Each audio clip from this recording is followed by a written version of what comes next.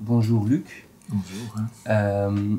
Tu es, ou tu as été en tous les cas, aumônier à la JOC de Bruxelles et puis à la JOC nationale, et tu es historien de formation, et donc tu as une bonne connaissance, je pense, de l'histoire du mouvement. Est-ce que tu pourrais nous raconter un peu comment la JOC s'est lancée au début? Alors, je pense que pour situer les choses, il faut d'abord parler de la vie de la classe ouvrière dans les années juste autour de la Première Guerre mondiale 14-18. Donc à ce moment-là, la classe ouvrière est encore très exploitée, avec des journées de travail et des cadences de travail assez dures, des salaires bas. Il n'existe pas le système de sécurité sociale comme aujourd'hui. Et au sein de la classe ouvrière, les jeunes ouvriers, les jeunes travailleurs sont dans une situation plus difficile encore. Donc, à cette époque, il n'y a pas de scolarité obligatoire jusqu'à 18 ans comme aujourd'hui. Et donc, les jeunes du milieu ouvrier sont très vite mis au travail. Alors, ils sont mis au travail comme apprentis d'abord, dans des situations, des conditions de travail souvent pénibles. Arrive la guerre, et tu sais que pendant la guerre, il y a eu aussi beaucoup de soubresauts idéologiques, puisqu'on a la révolution marxiste, communiste, socialiste, comme on veut, qui était très bien implantée en Allemagne, mais qui se déclenche en réalité dans ce qui va devenir l'Union soviétique. Ça fait peur aussi à un certain nombre de gens en Europe occidentale, les patrons, l'Église, l'establishment en général. Et donc, le gouvernement belge qui revient à Bruxelles après l'occupation allemande en Belgique fait une série de concessions à la classe ouvrière en termes de conditions de travail, de salaire, et s'amorce un début de sécurité sociale, un petit début.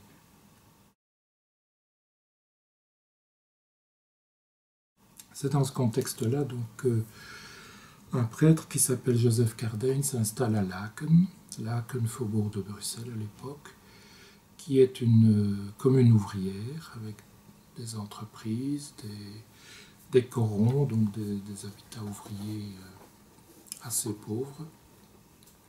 Et Cardijn commence à rassembler des filles, des apprentis du milieu de la couture.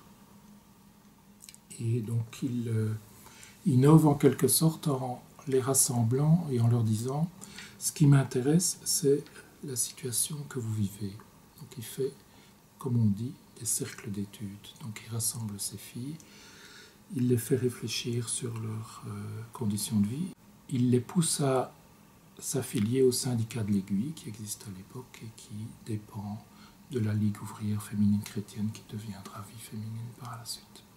Et puis, il rencontre quelqu'un qui s'appelle Jacques Meert, qui est un apprenti boulanger, et avec qui il essaye de rassembler des garçons. Donc, on est dans une époque aussi où filles et garçons ne se mélangent pas. Donc, ça n'existe plus comme ça aujourd'hui, mais il faut quand même s'en rappeler. Donc, petit à petit, donc, ces groupes se constituent, se multiplient. Bon, il y a des militants qui émergent.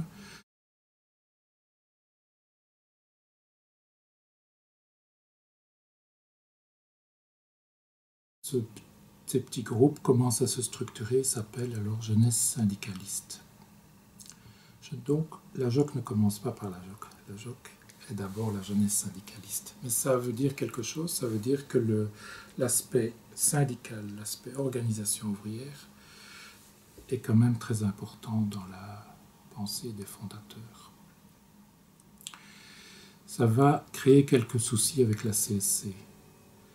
La CSC n'aime pas qu'il y ait à côté d'elle une organisation syndicale, même si c'est avec un public très particulier, même si ça appartient au monde chrétien de l'époque, et la Ligue des travailleurs chrétiens, mais ça crée quelques tensions.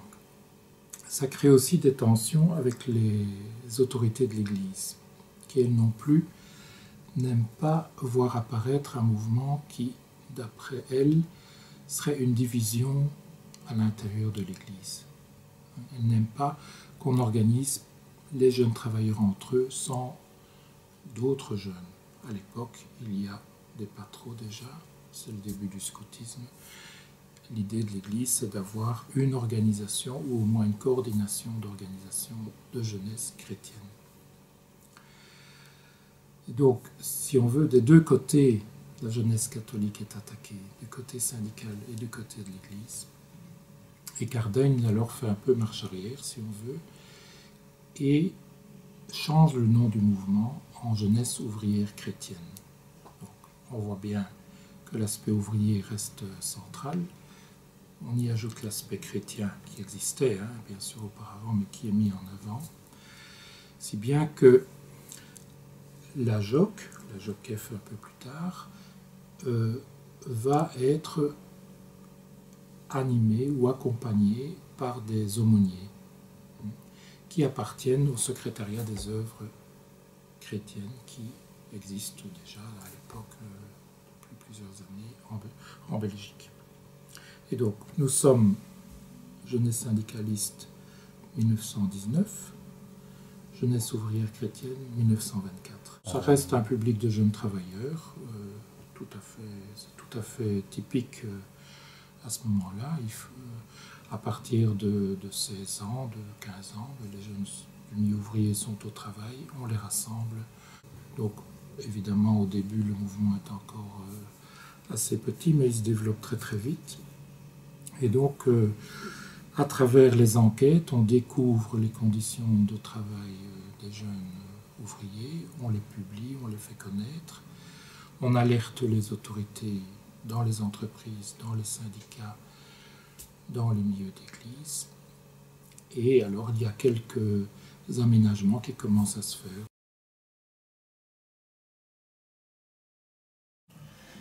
Alors, est-ce que tu peux nous expliquer comment on passe de cette JOC qui naît à Laeken à une organisation internationale présente presque partout dans le monde?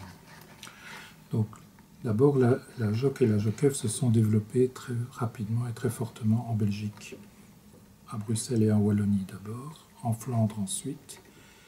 Et dès 1925, 26, 27, on a 4 branches, JOC, JOCF, KAIE, VKIE, en français, en flamand. Et très rapidement aussi, la JOC s'étend en France, à partir de 1927 déjà, au point que certains disent que la JOC est née en France. Mais elle s'étend aussi en Suisse, en Allemagne, Pays-Bas, en Espagne, au Portugal, en Italie un peu moins, mais quand même.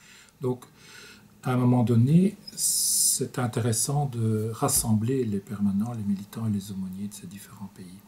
Et ça se fait déjà en 1935. 1935, c'est une année jubilaire, créée en 25, 35, 10 ans après. On fait un grand rassemblement à Bruxelles. Il y a déjà donc, à cette époque-là, des représentants de ces différents mouvements nationaux. Mais il n'y a pas de secrétariat, tout ça, c'est tout à fait informel, ce sont des liaisons comme ça. Évidemment, aussi dans des rassemblements pareils, la figure de Cardaigne est importante, c'est autour de lui, c'est un leader, vraiment un leader, c'est autour de lui que se rassemblent les choses et les gens. De nouveau, il y a un grand conflit, la guerre 39-45, qui handicape évidemment le développement de la JOC, surtout en Europe, parce que la guerre, quand même, si elle est mondiale, elle est très fortement présente en Europe et en Asie. Si bien que ce n'est pas étonnant qu'il y ait un congrès international qui se tienne à Montréal en 1947, parce que les mouvements américains ont été moins touchés que les mouvements européens, par exemple. C'est alors en 1957 qu'on crée un secrétariat, mais pour créer un secrétariat international, donc une organisation internationale de jeunesse catholique, il fallait l'accord du Vatican, ce qui a eu lieu donc à cette époque-là. Et il y a un congrès, alors un rassemblement international à Rome, cette année-là, qui entérine la création de la JOC internationale, la JOCI. À partir de ce moment-là, il y a un secrétariat qui s'établit tout de suite à Bruxelles, avec quelques permanents. Et donc les choses vont continuer à se développer. La question alors du Rassemblement international va se reposer à la mort de Cardaigne. La mort de Cardaigne, c'est 1965. Cardaigne faisait le lien. Une fois mort, il fallait reprendre les choses d'une manière plus autonome. Surtout que certains évêques dans le monde voulaient s'approprier leur JOC, à leur façon. Et donc, voilà. Si bien que dans les différents congrès internationaux, cette question va se reposer. Il y aura un important congrès international, un conseil international à Rio en 1961 et un autre à Bangkok en 1965. Alors et puis un autre encore à Beyrouth en 1969. Je m'étends un peu sur celui de Beyrouth. 68, c'est une année d'effervescence, surtout dans le milieu étudiant, mais pas seulement, dans les milieux ouvriers aussi, en Europe principalement, mais pas seulement. Et on ne se rend pas compte, du point de vue européen, qu'un certain nombre d'idées avaient émergé dans les pays du Sud, comme on dit aujourd'hui.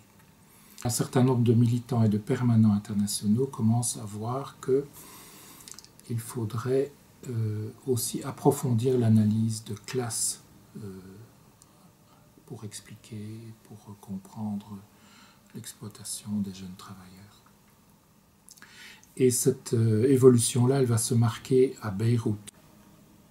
Et je pense que ça constitue vraiment un tournant parce que les responsables des mouvements latino-américains et asiatiques vont vraiment être un fer de lance en vue d'un approfondissement de l'analyse socio-économique de la JOC.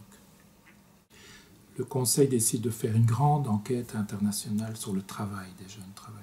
Quelles sont les conditions de travail? Ça se fait à l'échelon donc mondial. Et le Conseil suivant va rassembler toutes ces informations-là. Donc, si vous voulez, on reprend à partir vraiment de la vie des jeunes travailleurs les bases de l'action du mouvement. Et ça va alors se concrétiser à Linz, en Autriche, en 1975. Et là, se discute et puis est votée ce qu'on appelle une déclaration de principe. Cette déclaration de principe, elle aura une très grande influence parce qu'au fond, c'est une charte au fond du mouvement. Il n'existait pas à proprement parler de textes comme ça avant, c'était plutôt pragmatique, c'était plutôt les développements progressifs du mouvement sous la tutelle de Cardaigne, donc ça ne se posait pas tellement. Mais à partir des années 70, ça devient une nécessité. Et donc, cette déclaration de principe, c'est un petit texte de quelques pages qui reprend quelques grandes idées. J'en retiens surtout deux, ce n'est pas les seules, mais j'en retiens deux. La première, c'est l'autonomie de la JOC. La JOC est un mouvement autonome, c'est-à-dire autonome de l'emprise des adultes, d'autres organisations ouvrières ou de l'Église catholique. C'est donc un tournant assez important qui est pris là-bas. Tout le monde n'appréciera pas. Et deuxième grand principe, c'est l'unité de la JOC. Donc, la JOC, c'est un mouvement. Ce n'est pas un mouvement qui a des idées et des façons de faire différentes d'un pays à l'autre. Donc, c'est un mouvement qui est qui se structure donc alors davantage qu'auparavant, avec un secrétariat à Bruxelles, un conseil international tous les 4 ans, et des secrétariats continentaux qui rassemblent aussi les mouvements nationaux en Europe, en Amérique, en Asie, en Afrique. Voilà, ça je dirais en quelques mots, c'est la déclaration de principe qui sera discutée alors partout dans les mouvements.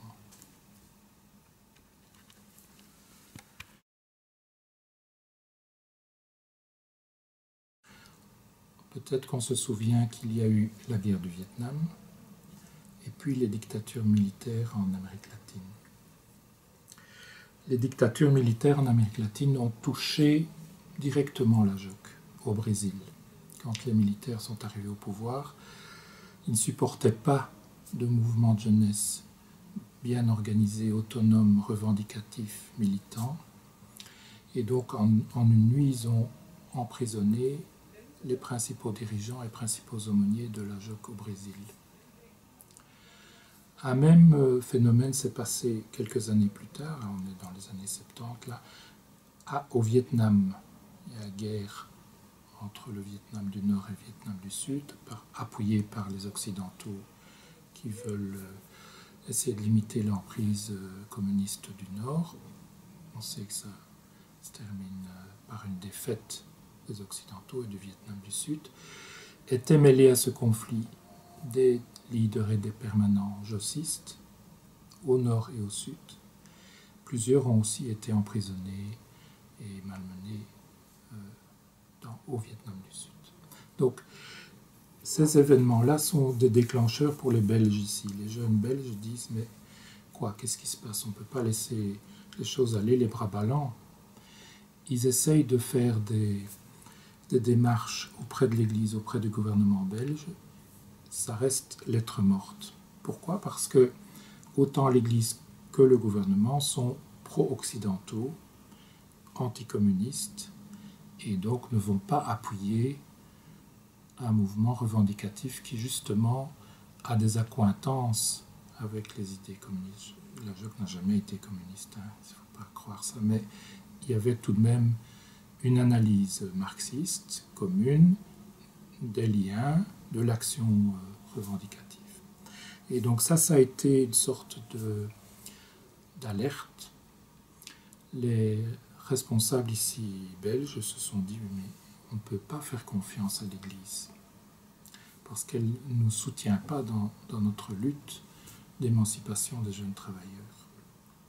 Je résume, je caricature un peu, mais c'est ça qui se passe.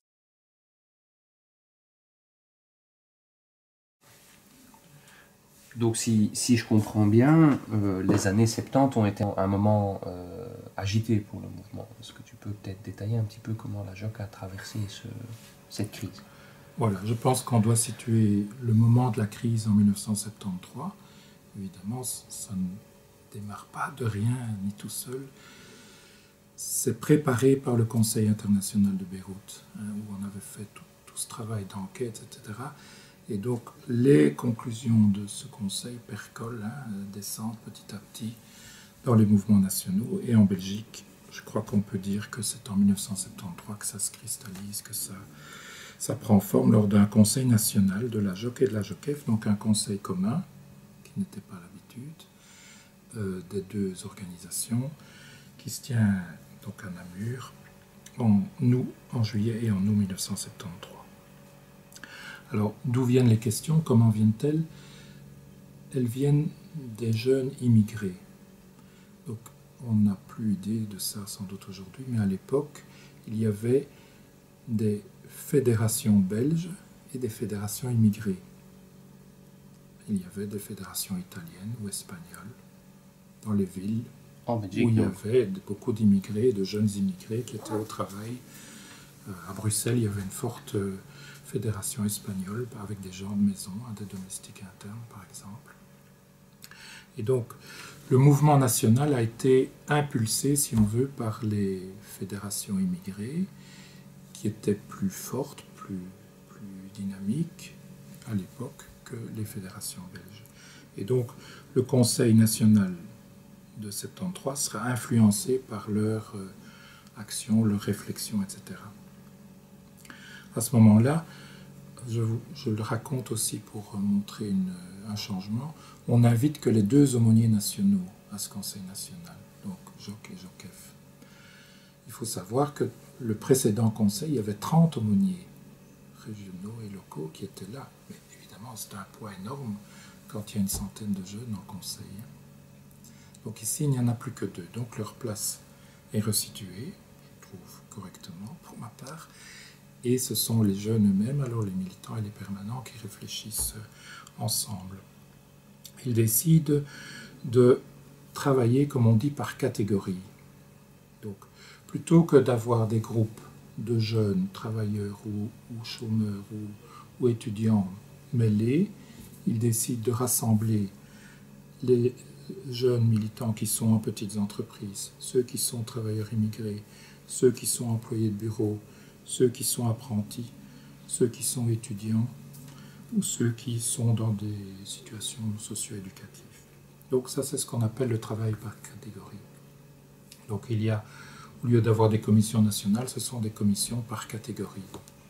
Et donc le mouvement se radicalise à cause de ça, parce que l'analyse de situation est beaucoup plus précise, évidemment beaucoup plus directe, et formule un certain nombre de revendications, de changements, d'actions, etc.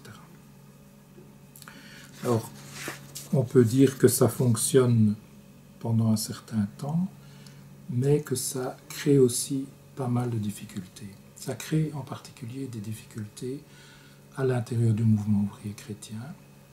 Le permanent national, qui s'appelle Freddy Ingenito, va être expulsé du bureau national du MOC, par exemple, en 1975.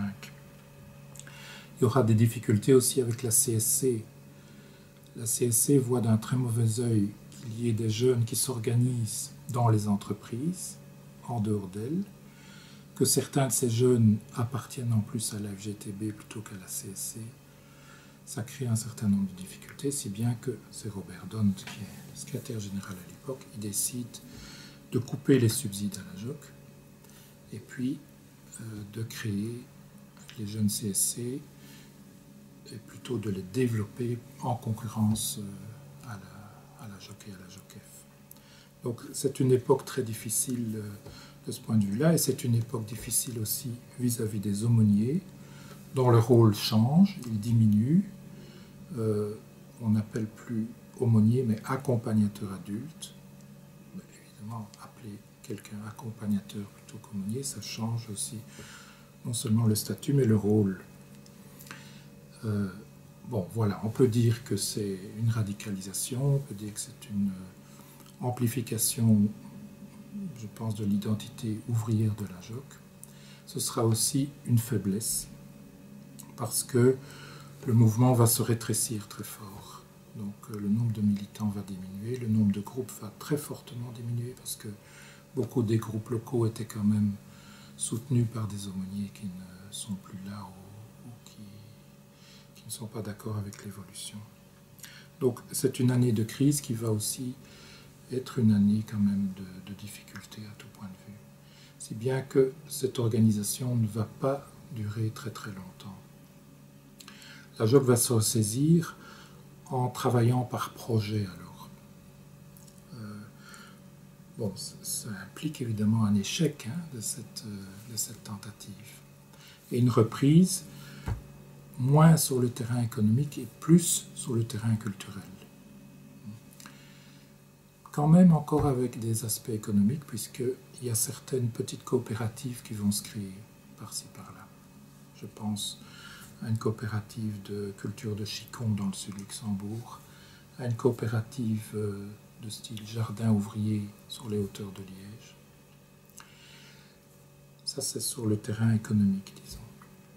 Sur le terrain culturel, on aura alors deux types principaux d'actions. Des radios libres, à cette époque, sont des radios clandestines. Il n'y a pas de possibilité d'émettre comme ça. Donc c'était vraiment des actions assez intéressantes. Donc il y aura une radio libre à Scarbeck, une dans le Borinage, une à Liège, une à Libramont, etc.